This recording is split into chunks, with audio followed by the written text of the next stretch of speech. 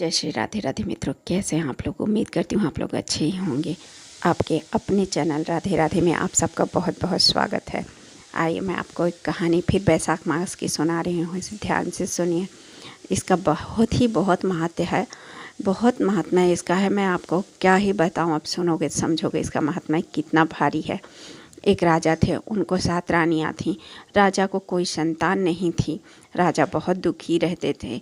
राजा के दुख को भगवान सहन नहीं कर सके, बोले इतना दानशील राजा है और इसको कोई संतान नहीं, चलो इसे कुछ फल देते हैं। राजा के पास आए एक ब्राह्मण, बोले महाराज ये लीजिए, आपको हम ये फल दे रहे हैं, आप अपनी रानियों को दे दीजिए। रानियों ने फल तो खाया, लेकिन जैसी जिसकी भावना होती है फल का प्रभाव भी उसी प्रकार होता है। रानी को फल पे विश्वास ही नहीं हुआ तो उनको संतान भी नहीं हुई। किसी रानी को कोई संतान नहीं हुई। राजा बोले रानियाँ क्या कुछ उस फल का असर हुआ? तो सब रानी हंसी में बोल दी कि हाँ किसी को तो नहीं हुआ, लेकिन छोटी रानी को हुआ है। राजा बोले कि चलो किसी को तो हुआ, हमारा वंश तो आगे बढ़ेगा। रानी ऐसे हंसी मजाक में रह गई। सब लोग अब जब 9वां महीना चालू हुआ तो बोले राजा कि कभी कोई दाई बुला दें, किसी को बुला दें रानी की देखभाल के लिए। अब रानी अपने महल से बाहर ही नहीं निकलती थी। वो एक दिन बाहर गई, उनको हंसनी का एक बच्चा दिखा, बहुत ही सुंदर प्यारा था। उनको उसमें ऐसा लगा कि चलो अब इसे ही ले चलते हैं, इसी को अपनी बेटी की तरह हम पालेंगे और इसे अपनी बेटी बना के राजा को बोलेंगे कि हमें बेटी हुई है। राजा लेके आए और रानी लेके आई और उन्हें अपने महल में रख ली। उसके अपनी बेटी की तरह अच्छे से उसकी परवरिश करने लगी। जब राजा पूछे क्या हुआ तो बोले लड़की हुई है। तो बोले दिखाओ हमें। अरे पंडित जी तो बोले हैं आप देखोगे तो लड़की मर जाएगी। तो बोले ऐसी बात है, जाने दो, हम नहीं देखेंगे। ये तो है कि हाँ हमें कोई संतान हुई है, हम ऐसा नहीं है कि हमें संतान नहीं है।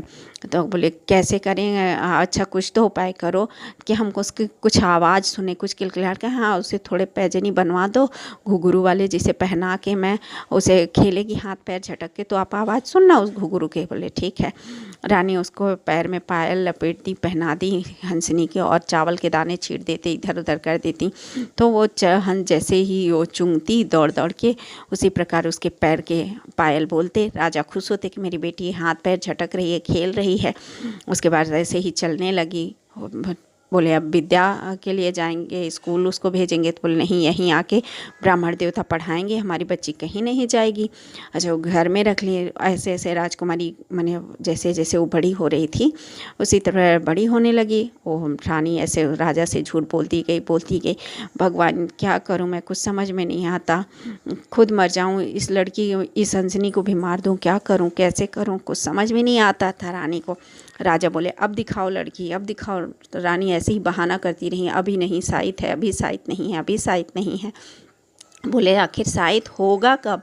बोले जब ही लड़की की शादी होगी तभी शायद होगा, पंडित यही बोले हैं। बोले चलो ठीक है, शायद के टाइम ही हम लड़की का चेहरा देखेंगे। अब लड़का ढूंढ के राजा ले आए। बोले लड़की मेरी राजकुमारी बहुत ही सुंदर है, बहुत अच्छी है, उसको देखना भी कोई देखा आज तक नहीं।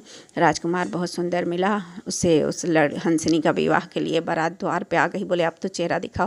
बोले नहीं, देखने का शायद नहीं है।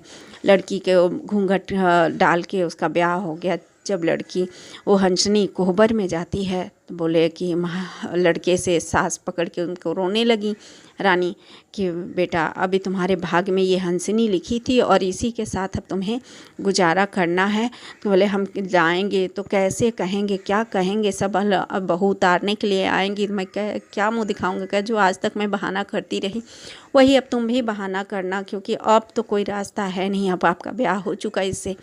वो हंसनी इतनी समझदार हो गई थी मित्रों, इतनी समझदार हो गई थी, जैसे रानियों ने उससे जो जो कहा वो सब करती थी। सिर्फ एक उसका इंसान जैसा नहीं थी, बस बाकी वो सब इंसान के जैसे कार्य करती थी। इसी प्रकार बोले चलो ठीक है। रानी ने उसको विदा कर दिया। राजा उसका चेहरा नहीं देख पाए। वो लेके ससुराल गए। जैसे वहाँ पहुँचती है पालकी रख दी जाती है। राजकुमार बोलता है अरे हट जाओ सब लोग, मेरी पत्नी का चेहरा किसी को नहीं देखना है, पंडित ने कहा है कोई देखेगा तो तुरंत ही ख़त्म हो जाएगी। तो सब लोग हट गए और वो उतार के उनको गाड़ी से अपना घर में ले गए। गृह प्रवेश जो होता है वो राजकुमार ने ही कराया। उसको अंदर रखते थे, कभी बाहर नहीं निकाले। बोले अरे सब बहू आती हैं तो रसोई जाती हैं, रसोई का जो होता है करती हैं, लेकिन ये तो कुछ भी नहीं करा है। बोले इसका साइट नहीं है। इसी प्रकार काफ़ी दिन हो गया तो उसके जो बड़े भाई थे राजकुमार के, उनके लड़के की शादी पड़ी। बोले अभी तो मैं जो है तुम्हारे शादी में सारे कार्य किए, अब तुम भी करो मेरे शादी में। अपनी पत्नी से बोलो करने के लिए, घर की सफाई करे। वो चिड़िया क्या करती बेचारी, घर की साफ़ सफाई करने के लिए उसको बोले कि करो। आके राजा साहब लेट गए। बोले क्या हुआ? वो हंसनी बोलने लगी तो बोले कुछ नहीं, भाभी बोल रही है चलो काम करो, घर की साफ़ सफाई करो। अब मैं कैसे करूं? बोले चलो कोई बात नहीं, मैं कर डालूंगी सब कुछ। सारी चिड़िया को बुलाती और आवाज़ अपना लगाती और सारी चिड़िया के घर की सारी साफ़ सफाई कर दी और अपना पंख से अपने जो पुताई लिपाई थी वो सब की। राजकुमार देखी अरे इतना सुंदर डिजाइन बना बना के ऐसे सफाई की है, बहुत सुंदर, इसका मतलब है कि वो बहुत ही सुंदर होगी। ऐसे ही करती रह गई। मित्रों जैसे फिर बोले कि अभी चावल निकालना है, दाल निकालना है। बोले कि टेंशन ना लो, मैं सब कर दूंगी। उसने सब कुछ वैसे ही उस चिड़िया ने किया। जब बारात जाने का टाइम आया, तुम भी बारात जाओ। राजकुमार सोचा मैं अगर बारात चले जाऊंगा तो ये तो मेरी हंसिनी मर जाएगी बेचारी, मैं क्या करूं? तो बोले कि जाओ कोई बात नहीं, पानी रख दो, दाना रख दो, मैं अपना घर में खाऊंगी अंदर, और ऊपर से एक थोड़ा सा खोल दो जिससे कि मैं उड़ के चली जाऊं। अगर मान लो कोई पानी गिर गया, मेरा कुछ हुआ, तो मैं ऊपर से चली जाऊंगी। तो वो चिड़िया के लिए खोल दिया, ऊपर से थोड़ा सा जगह कर दिया जिससे कि वो उड़ सके। चिड़िया अब राजकुमार चले गए बारात गए तो उसको देखने के लिए कोई जैसा बोले कि चलो, दिन में नहीं देख पाए, दिन को वो राजकुमार खुद ही देखा। अब जब सुबह होगी तो बाथरूम के लिए तो बुलाएगी किसी ना किसी को बाहर जाने के लिए, तभी देखेंगे हम कि कैसी है। बोली चलो ठीक है। अब रात को जब सब लोग चले गए, बाजा बज रहा था, तभी वो नाची थी, उसका पानी गिर गया था हंसिनी का। तो रात प्यास लगी, उड़ के निकल गई। उसमें से जो खुलवाई थे, ऊपर का छत थोड़ा सा खुला था, उसी में से निकल के वो हंसिनी उड़ गई और जाके एक नदी के किनारे थोड़ा सा वो था पत्ते, उस पर बैठी। उसको समझ में नहीं आया तो पत्ता डूबता तो अब खुद डूबने लगती। ऐसे ऐसे करके भगवान नारायण और माँ लक्ष्मी, बैसाख के महीना था, वो आए थे धरती पे। सब लोग जो स्नान करते थे उस कहानियाँ सुनने के लिए भगवान लक्ष्मी नारायण आए।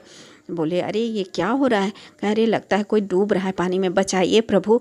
माता लक्ष्मी बोली तो भगवान नारायण बोले कि अरे कोई नहीं, तुम औरतों को जहाँ लेके जाओ कुछ ना कुछ बवाल करती ही रहती हो। तो बोले नहीं बवाल नहीं प्रभु, आप देखिए तो सही। देखे तो वह हंसिनी खूब अच्छे से मांग में सिंदूर उंदूर भर के। बोले अरे ये कौन है? देखो ये तो चिड़िया है, फिर भी ये मांग में सिंदूर भरी है, और देखो कितना अच्छे से गहना पहनी है, क्या बात है? तो वह हंसिनी को भगवान निकाले। लक्ष्मी माता के कहने पे हंसिनी बाहर आई। वो बोले कि महाराज ऐसी ऐसी सारी अपनी बात बताई, रानी जैसे लाई थी और जैसे उसका ब्याह हुआ था सब कुछ बताया। लक्ष्मी माता बोली महाराज अब इसे स्त्री का रूप दो, आप चाहे जैसे भी दो। भगवान विष्णु तो समझ नहीं पाया, उनको देना ही पड़ा। माँ लक्ष्मी के आशीर्वाद से उन्होंने उसे स्त्री बना दिया। और बोले प्रभु मैं जाऊंगी कैसे, और अगर मैं गई और मेरे पति मुझे नहीं पहचान पाए तो कहे थोड़ा सा ये चिन्ह मैं तुम्हें दे रहा हूँ, जिसे तुम्हारा सफ़ेद सा एक बाल एक जगह दे दिया भगवान ने उसके शरीर में, कि जब भी अपने पति को दिखाना और बताना कि ऐसा कहानी है।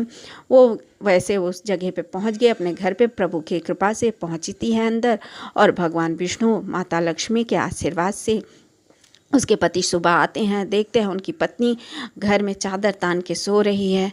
तो वो बोले जो कहा अरे तुम कौन हो कौन हो? वो लाने लगे उसको। बोले मैं आपकी पत्नी ही हूँ। कहे अरे मेरी पत्नी तो हंसिनी थी, तुम कैसे हो सकती हो? बोले नहीं प्रभु के, उसने सारी कहानी बता दी। और बोले कि जाओ अब अपने भाभी से बोलो, सबसे बोलो कि अब आप मेरे शाहिद हो गया है, अब चेहरा देख सकते हैं, और हमारे पिता को भी बुला दो कि अब शाहिद हो गया है। तो उधर राजा को भी बुलाया जाता है और इधर उनकी भाभियाँ सास सब लोगों को बुलाया गया। सब ने चेहरा देखा। राजकुमारी का चेहरा इतना सुंदर भगवान बनाए थे कि देखते ही रह गए। इतनी सुंदर कि कहने की बात नहीं थी। राजा ने कहा कि अब हम अपनी लड़की को लेके जाएंगे, आप कुछ दिन के लिए विदा करें। राजकुमार तो बोले कि अरे अभी तो हम इतनी सुंदर राजकुमारी पाए, अभी ये बोल रहे हैं कि विदा कर दो। बोले नहीं कुछ दिन के लिए ही। बोले ठीक है। अब वो राजकुमारी को ले गए, वहाँ सब लोग देखे। बोली इतनी सुंदर हंसिनी ने अपनी सारी कहानी अपनी माँ को बताई। माँ ने भगवान विष्णु और माता लक्ष्मी का धन्यवाद किया और फिर वापस अपने घर अपने ससुराल आ गई, अपने पति के साथ राजी करने लगी हंसिनी। इसी प्रकार ये कहानी है मित्रों। आपको कैसी लगी? अगर पसंद आई तो लाइक कीजिए, शेयर कीजिए, सब्सक्राइब कीजिए।